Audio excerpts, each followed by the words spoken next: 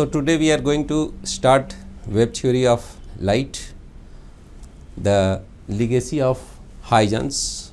Huygens and Hooke developed the primitive model of the web theory of light, and at the same time Newton and Descartes developed the corpuscular theory of light. So before going into the works of Huygens, Fresnel and Young's double slit experiments, let us go through the brief history of light. Let us see how the theory of light has evolved.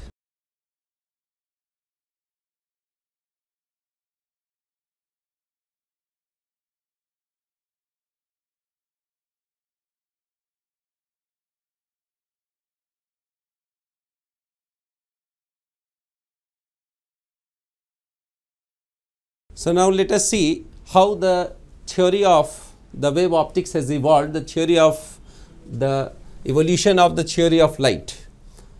So here we will divide our theory into corpuscular theory,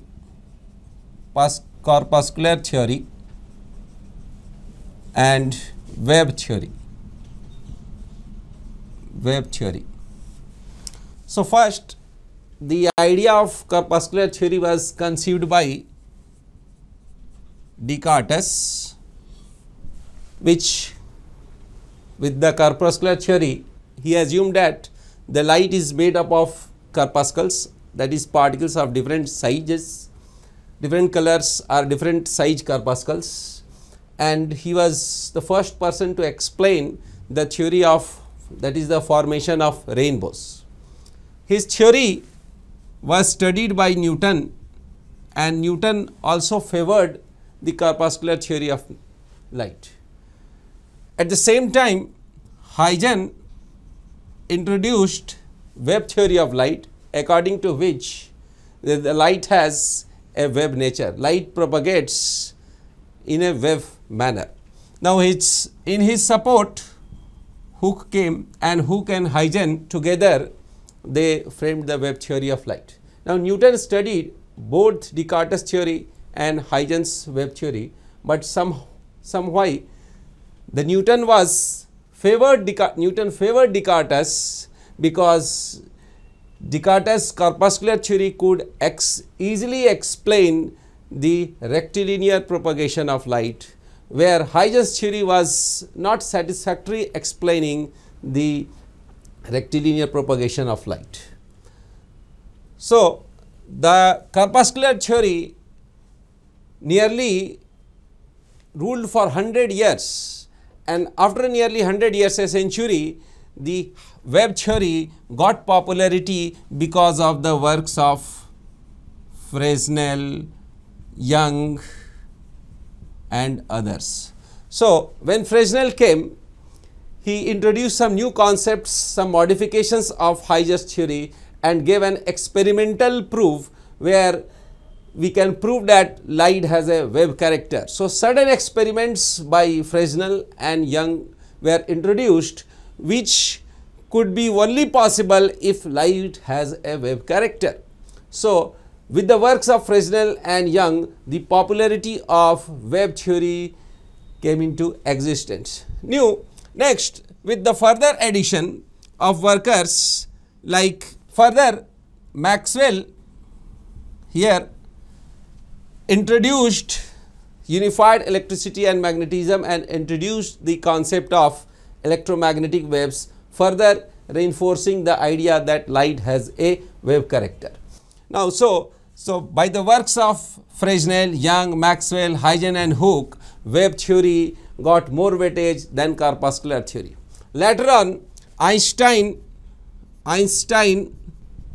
and Compton did some works on photoelectric effect, and again corpuscular theory came into existence. The idea of corpuscles, that light is made up of corpuscles, got reinforced by the works of Einstein and Compton. Next, the era of unification of these wave particles, this is wave particle and wave, came into existence, where the ideas that wave and particles are nearly the same phenomenon, that is, they are the two different sides of the same coin, came into existence by the works of Louis de Broglie.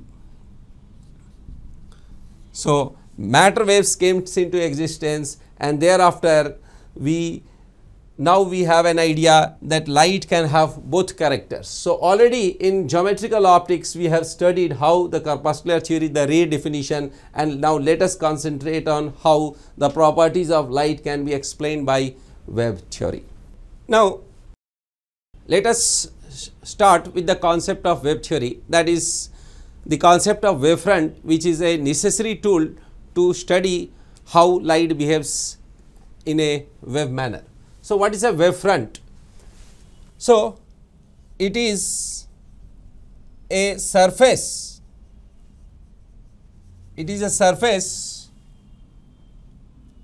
such that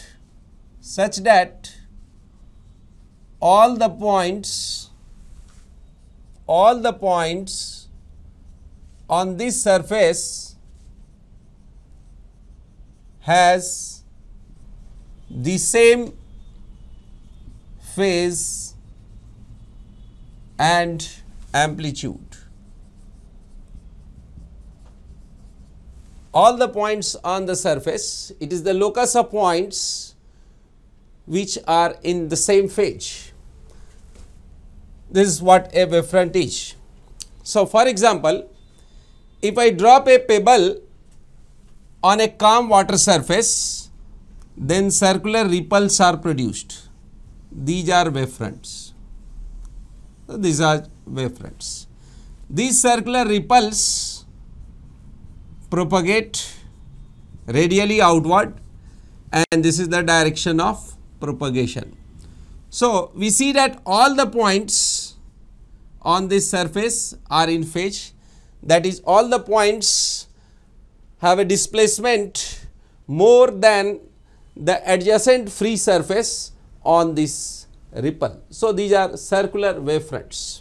We can have spherical wavefronts and thus. Now, this is my source S. So, all the points here move radially outward with same velocity. The distance between two wavefronts, this wave wall of waves, is called lambda. Lambda is the distance between two consecutive wavefronts. So, everywhere this distance is lambda, where lambda is the wavelength of the wavefronts. The wave lambda is the wavelength. Now, all the points here, the time taken by the wave from the source to here is the same. That is, it is the locus of all the points which has the same optical path length. Optical path length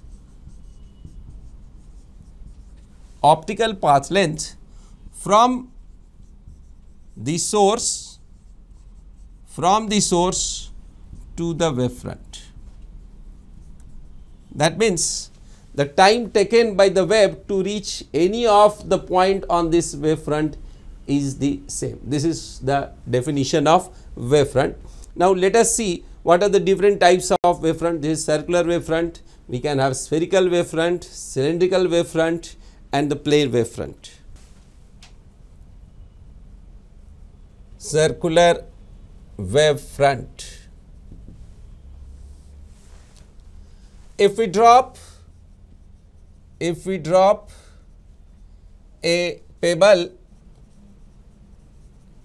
on the surface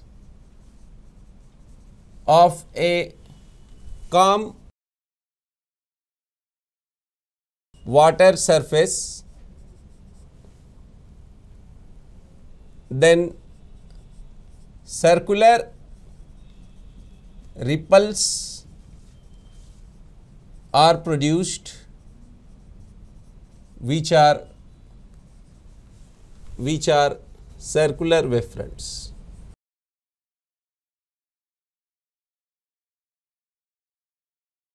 Already we have seen the drawing. Now, spherical wavefront. What is a spherical wavefront? So, now let us see spherical wavefront. So, a point source vibrating in a homogeneous isotropic medium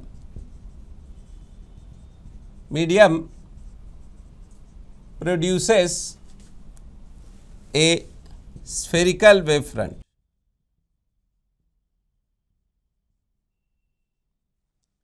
Homogeneous medium means the medium where mass density is same.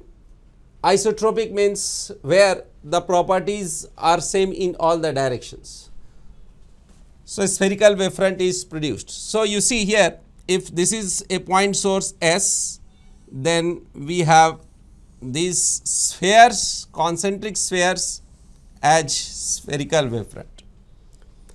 At a large distance from this, if I see a part of this sphere, that will act as a plane. So, then in that case it will become a plane wavefront. So, at a large distance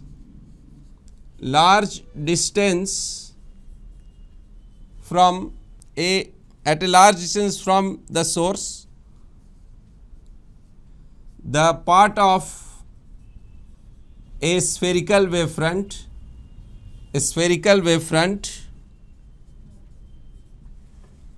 can be approximated as a plane wavefront. So, this is my plane wavefront. This is my spherical wavefront. Now, this distance is lambda. Here also distance is lambda. Suppose the medium here becomes something anisotropic, that is the properties will be different in different direction, then these planes may be something like this. So, still the distance between them is lambda, and this is aberrated plane wavefront. So, this is spherical wavefront, which at a large distance a portion of this becomes a plane wavefront. If it is passes through a anisotropic medium, not isotropic medium, then it gets aberrated, and this will be aberrated plane wavefront.